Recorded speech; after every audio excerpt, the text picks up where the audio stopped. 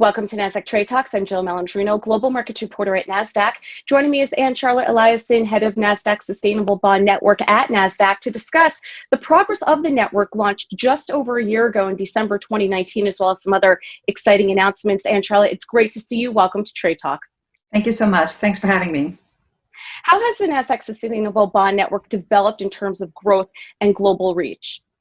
It's been developed extremely well. We are so happy about it. So I think we have issuers from all around the world. We have several big institutions like IFC, Nordic Investment Bank, African Development Bank, and then we have participants from different countries in Europe, from several parts of the US, Latin America, Asia, and so on. So we have a good global reach, but we don't have enough issuers yet. However, we do have 4,500 bonds or even more. So, and I think we have like some 7,000 bonds overall that are sustainable in the world. So from that point of view, we've been doing really well. But we are welcoming all the issuers on the platform that would like to show their sustainability efforts. Tell us about the partnership with Singapore Exchange. Will that allow the network to expand its reach into APAC? Yes, it will. So we're really excited about this partnership. We have been in dialogue for quite some time, and we realized that it would make sense for us to have a strong partner in Asia that already have a good footprint. There are different initiatives going on, both in Asia and elsewhere, but the big limitation of many of these sustainable initiatives is that someone else is making the judgment of what is green or not. What we are doing on NSBN is that we are providing a lot of information. We are improving transparency by improving the comparability. So the investors in their turn, they can have a look of what issuers are showing, and then they can make their own judgment. So we are trying to make the bond market or the green bond market more transparent. We want to lower the hurdles.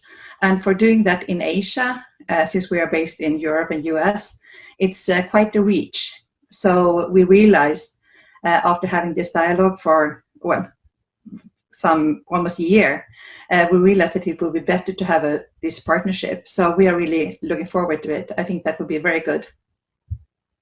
Yeah, it's really quite remarkable just how big you've built the network in only a year. So my question to you, and Charlotte, what's next for the Nasdaq Sustainable Bond Network in 2021? It's constantly developing. So for 2021, we are launching an investor portal. And the purpose of the investor portal is for the investors of sustainable bonds to be able to see what impact they have done with their investments. That's something that's quite hard to do nowadays. And that's because of the different reporting and the different reporting standards. So we're trying to help the investors to overcome that. But more importantly, I think sustainability, it's a new area, and it's an area in development, and everyone is learning as we go along. We have our advisory board, and this advisory board consists of expert organization, investors, banks, and issuers, of course. So they are helping us deciding what we should do next. So it could be that Nasdaq has some ideas, or that an issuer or investor or someone else have an idea on how we should best help the market. And the purpose of NSBN is to lower the hurdles for both issuers and investors, so that the issuers can focus on doing something that is good for the economy and not thinking about how they should do the best reporting for their sustainable bond, or trying to do some guesswork on what the investors would like to see. And that's where we are trying to help out to make the market more efficient. All right, and Charlotte, appreciate the insight. Thanks for joining us on Trade Talks, and thanks for joining me. I'm Jill Malandrino, Global Markets Reporter at Nasdaq. Thank you so much.